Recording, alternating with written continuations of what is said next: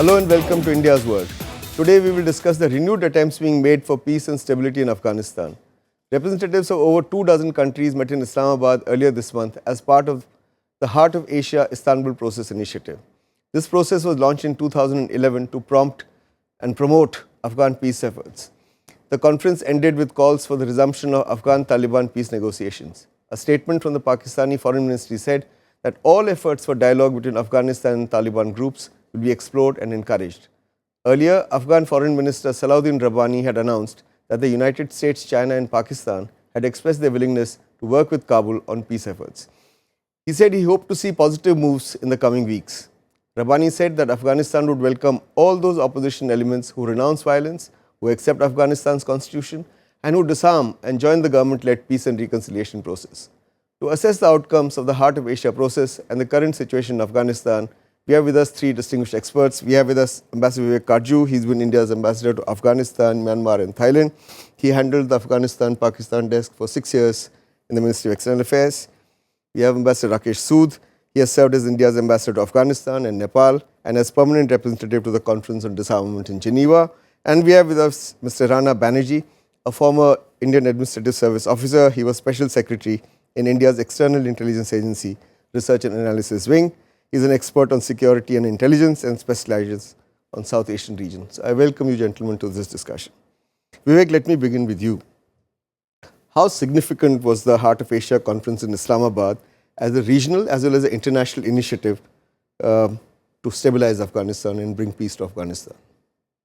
I think it has been the desire of the West for a long time to somehow involve the regional countries in the stabilization process in Afghanistan. But to my mind, what was more important than all the meetings that took place at the conference venue was what was happening on the sidelines of the conference, particularly between Pakistan and Afghanistan.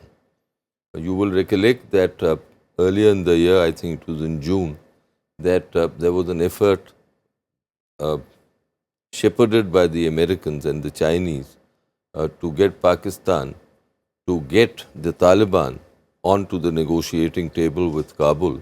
But that had petered out because of the announcement of the death of Mullah Umar. You're talking on the Murray talks, yeah. That's right. So after that, what had happened between Afghanistan and Pakistan is well recorded. I need not go into that. It created a lot of bitterness.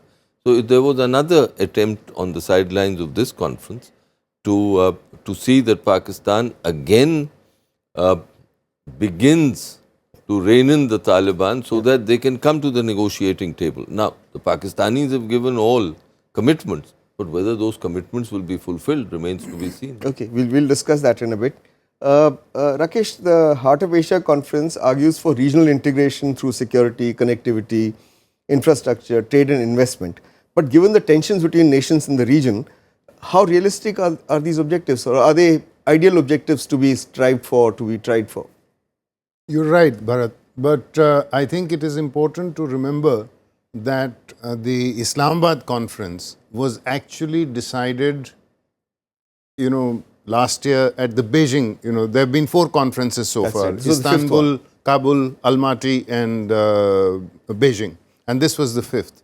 Now, at that time, when the decision was taken to host the Islamabad meeting, the mood was very different. Ashraf Ghani had been elected as the new president, and he had made a lot of positive sounding statements vis-a-vis Pakistan and the fact that he wanted to turn a new chapter in his relations with Pakistan.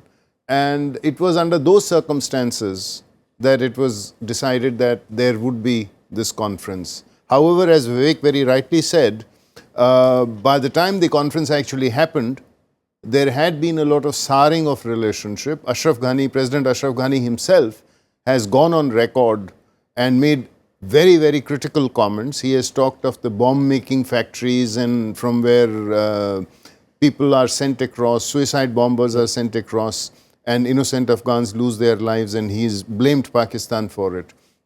So under the circumstances, how relevant it is and whether it can restart the process of political engagement is something which has to be seen. And the economic connectivity will come much after that. Rana, in a sense, this conference began badly because even while the conference was beginning, there was an attack going on at Kandahar. There was a district of Helmand which the Taliban were attacking. But what I want to ask is how stable politically, forget security just now, how stable politically is Afghanistan at present? You know, this national unity government, can it come unstuck? And if it comes unstuck, what happens to whatever called the Heart of Asia Istanbul process gives? Well, at the moment, the national unity government seems to have got into belated sort of a stride, though, you know, Abdullah is chafing at the bits for not having anything much to do. But regarding stability, the problem is more in the southeastern, southwestern and even the western districts where the Taliban are resurgent. Different factions of the Taliban are resurgent. In the Heart of Asia meet in Islamabad, the focus shifted dramatically for two things. One, the resumption of the Indo-Pak bilateral process, which is not relevant here. The other was the attack of 1 week before, or the reported incident in Kuchlak village near Quetta, where, you know, Mullah Mansoor may have been attacked. There is a complete, you know, silence about what actually happened. There's a mystery shrouding this event. And subsequently, of course, there have been these attacks, both the Kandahar attack and the Kabul, you know, explosions, which are really a continuation of the Mansoor line, that whenever in trouble, you go back to violence. But actually, it's not clear who's doing the violence, which faction is doing the violence. Okay. Dadullah was killed in a fighting between the Taliban in November. But after that, the picture is not clear. Okay, all right. We need to take a break at this point. We'll be back again with this discussion in a bit. Stay with us. Don't go away. Welcome back. We're discussing the renewed attempts at bringing peace and stability to Afghanistan. Vivek, talking of stability in Afghanistan, what does the resignation of Afghanistan's intelligence chief, Rahmatullah Nabi, immediately after the Islamabad conference mean? And why would the intelligence chief go on Facebook and post this there? He says, when Prime Minister Nawaz Sharif once again stated that Afghanistan's enemy is Pakistan's enemy, your compatriots were being martyred and slaughtered. At least 1,000 liters of blood of our innocent people was shed in the same red color as the carpet that we catwalked on in Islamabad. Thank God I was not part of it. Why did Nabi do this? Look, Nabi is articulating a sentiment which is almost universally held in Afghanistan, that Pakistan is the root of all trouble in Afghanistan. And therefore, Ashraf Ghani's whole approach initially, after he became president in September of last year, has been most unwelcome there. It has aroused deep suspicions among those people who have spent long years, more than decades, in fighting Pakistan and its proxy, the Taliban.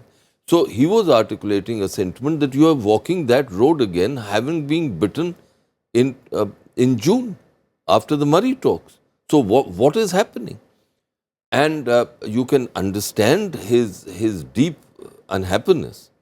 Also because this has come after the failure of the instrument of agreement, joint intelligence sharing and training, etc. Which he has opposed also. No, which he had opposed, and he had not signed that. His deputy had signed it. So this is a sentiment which Ghani is aware of. Okay. But my last point, to my mind, Ghani has very little choices but to walk the road which the Americans are showing him. That is the question I want to take to you, Rakesh.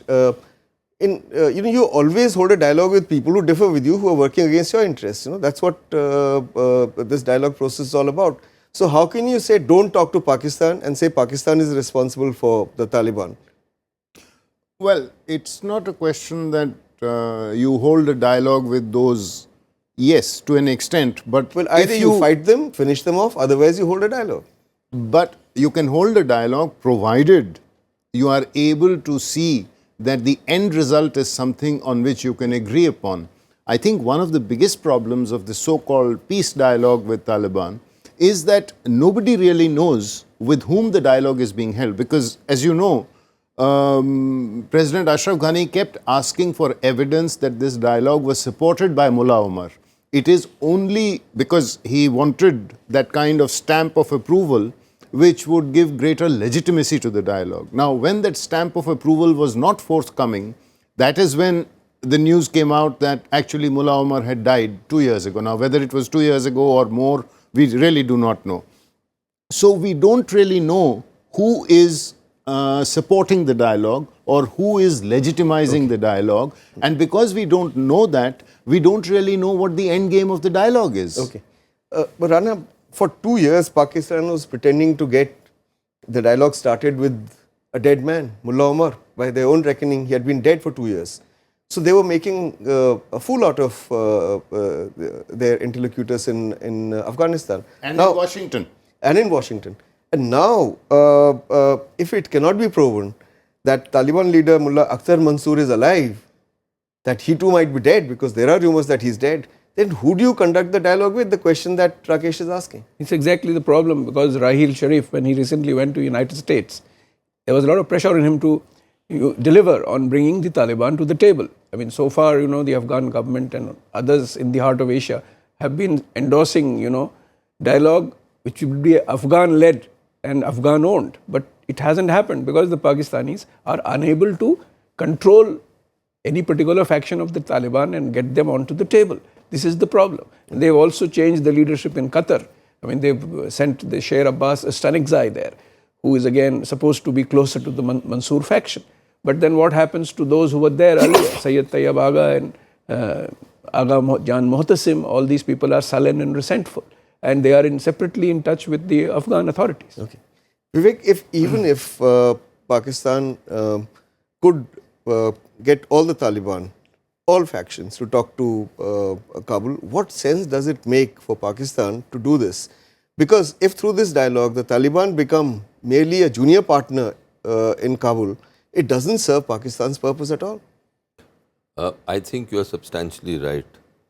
Pakistan has not abandoned, I see no evidence of this, of abandoning its basic aim, which is to control the policies, especially the India policy of the Kabul government, of the Afghan government. And therefore, I have been very skeptical of Pakistan propelling the Taliban to any kind of a power sharing arrangement with Kabul under the Afghan constitution. You had quoted Salahuddin Rabbani saying this. Now, during Mullah Omar's time, it was impossible to conceive that the Taliban would give up the emirate. But here too, Mansoor was made the Amirul Momineen, which means the emirate. Of course, it's a different thing that Mansoor is no Omar, and therefore very few really accepted him as the Amirul Momineen. So your question is valid. Unless Pakistan is able to control the Taliban totally, and they control the Taliban or move them in that direction. Rakesh, are there reconcilable Taliban and irreconcilable Taliban in Afghanistan, as some observers say? And it is quite possible that only those who want a dialogue are controlled by Pakistan and others are not. Or maybe they control several factions but are unable to get them together. Well, the Haqqanis are now, the young Haqqani is now one of the deputy leaders to Mansoor. So does that mean that Haqqani is supportive of the dialogue? I don't think we've seen any evidence of that. However, it is quite clear that the Haqqani group is certainly very much under the control of the ISI in Pakistan. So, which is why, to take Vivek's point further, that we do not know, for the Afghan government, if you put yourself in President Ashraf Ghani's shoes, you do not know who to talk to, you do not know what authority they have, and you do not know what their end game is. So, it is like having two dialogues with Pakistan. One is a government-to-government Afghanistan-Pakistan dialogue, where Pakistan can make certain demands for transit and so on towards Central Asia, things like that. And the second is a dialogue between the Afghan government and a proxy of Pakistan. So, where the purpose of the dialogue is not very clear or cannot be spelt out with any degree of clarity.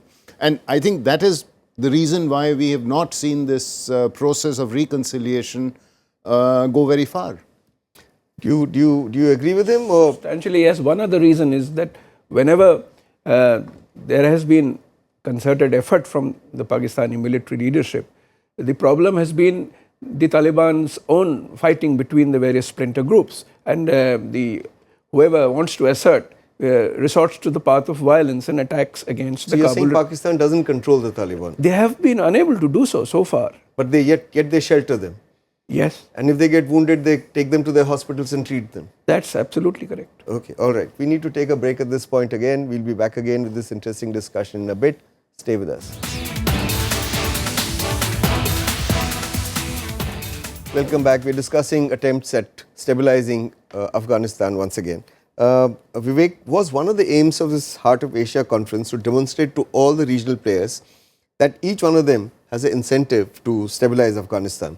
If that is the case, what was the incentive for Pakistan? What was the incentive for India? And was the gas pipeline, the Turkmenistan, Afghanistan, Pakistan, India, TAPI gas pipeline, also part of normalization of ties between India and Pakistan? Look, conceptually, a stable, peaceful Afghanistan, which will act as a transit point for energy flows, people's flows, trade flows, is of course a laudable initiative, and everyone who is sane would want it from South Asia as well as from Central Asia. It's a natural desire. But I don't think that the Pakistani military still perceives it in this light. Certainly, people here. So, in which light do they perceive in They supporting are still looking at Afghanistan as not affording India any real role. Today, I find that they are willing to invite India to multilateral conferences on Afghanistan, as was shown by the invitation for the Heart of Asia thing. Remember that they had opposed us in 2010 in Turkey. But they've agreed to the next Heart of Asia conference Exactly. being in India. So that they have allowed. But that doesn't mean that they've abandoned their desire to control Kabul. Now, second, your question whether this will add to the peace between India and Pakistan, of course it would. If Afghanistan stabilizes and becomes this transit point, then it would also show a change in mentality in Rawalpindi. But is there any evidence of it? Okay, so No. let me ask Rakesh this. So, is there a change in the mindset in the GHQ in Rawalpindi? Because Pakistan has allowed the gas pipeline, the Turkmenistan, Afghanistan, Pakistan, India gas pipeline. In principle, an agreement has been signed. But it is not allowing India transit through their own territory to go to Pakistan. So, how is it regional integration of any kind? Well, the TAPI project began as TAP and then was extended to TAPI after almost 6-7 years of deliberations, or maybe even more. And since then, it has taken another 7 years before we saw the recent ceremony in the foundation stone and breaking of ground and things like that. It remains to be seen whether, I think, whether this project, we will see it coming to fruition or not. A lot will depend upon the security environment. We know the route that this pipeline is. But my question to you was that in principle they've agreed to TAPI, but in principle also they're not willing to agree to give trade and transit to India. Yes, and that is something for which I think the international community, I hold the international community, the Western countries who were investing so much of blood and treasure, as they call it, in Afghanistan. And I think it was a sore point that they were unable to prevail upon Pakistan to permit this kind of transit, which would encourage Afghan agriculture, take them away from opium, and provide them with alternate means of livelihood. Okay, quickly. I think the exception to TAPI is because it gives Rawalpindi a leverage. Howsoever false that idea may be, it gives them a leverage also to offset waters which flow. What you're saying, they can shut off the gas to India if they want. They can. In fact, but India can't shut off waters. Nobody owns waters. No, you are right. But they have this pathological fear. I recollect in 1996, the then Pakistan President Laghari having said that, look, please accept TAPI, because what will really happen? In case of a conflict, it may shut off for only a week or so. He's on record saying this. Okay. Rana, the TAPI pipeline, despite the reservations that people have, is expected to be completed by 2018. That is the deadline they have set for themselves. Now, will the Afghan political and security situation allow this to happen? It's a $1 million question. The alignment goes through. $1 million. Yes, it's supposed to go through the Herat-Kandahar highway. That's the most disturbed area. Lashkargah area is, seeing heavy fighting. Also, the rival group of the Taliban is now coming up. So the whole thing will depend on what sort of arrangements the workers of the pipeline get to make with the individual warlords or the Taliban lords then in control of that area. Even if that comes, then of course the sheer need for energy for both Pakistan and India is put at an equal 14 billion cubic feet of gas, and 5 billion will be retained by Afghanistan. So then it could work. But the other problem is, who are the major oil companies, any big oil companies which are investing in this project? They are not so far.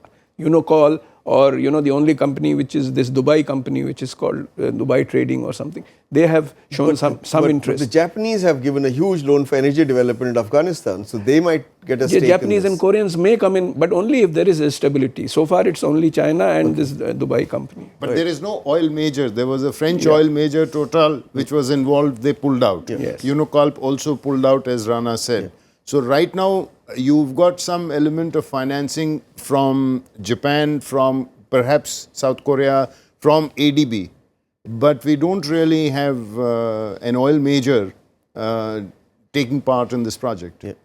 Okay, what's China's interest in pushing the Afghan peace process? Because even they have facilitated a dialogue with the Taliban. Is it just stabilizing Xinjiang and development of their western provinces, the China-Pakistan economic corridor? What are their interests? I think and why are they such an active partner in this? Look, let's first, the Chinese are being conservative. They're promoting it, but they're unwilling to take any new initiatives on their own. Their representatives say this, that we will be supportive, but don't expect any ideas from us. But the reasons why they've been more forthcoming now than in the past are the reasons that you spelled out, the economic reasons, which is exploitation of Afghanistan's minerals for the development of Western China. Also, I think the Pakistan-China economic corridor. And, but there is also a security aspect, which is that they feel that a stabilized region where they have a predominant role really adds to China's security, but it also adds to the universal prestige, which is something they're very hungry for. Fair enough. Rakesh, the main attempt at the Heart of Asia conference in Islamabad was to bring about a détente in Pakistan-Afghanistan relations and start peace talks between Afghanistan and Pakistan at least. The Taliban talks might follow. So how successful was the conference in this attempt? Or do you think it's been bombed by Rahmatullah Nabi's resignation and the dissent within? Well, in some ways you can say that Rahmatullah's opposition to the policy that President Ashraf Ghani was following vis-a-vis Pakistan was well known. So in a sense, he is now out of the way, and perhaps President Ashraf Ghani can have somebody who is intellectually, ideologically more closely aligned to his way of thinking. However, as I think was mentioned by Vivek earlier on, Rahmatullah's opposition is not just Rahmatullah's alone. It reflects a sentiment among a fairly significant section of the Afghan population.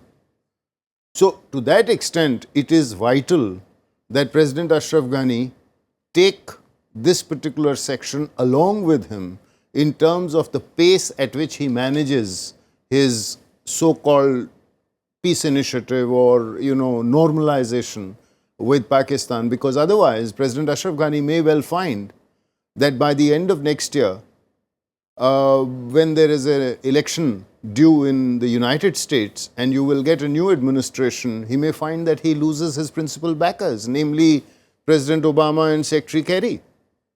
Okay. We've run out of time. That's all we have for you today. I'd like to thank Rana Banerjee, Ambassador Rakesh Sood, Ambassador Vivek Katju for participating in this discussion. We will be back again next week as usual. Till then, goodbye and thanks for watching India's World.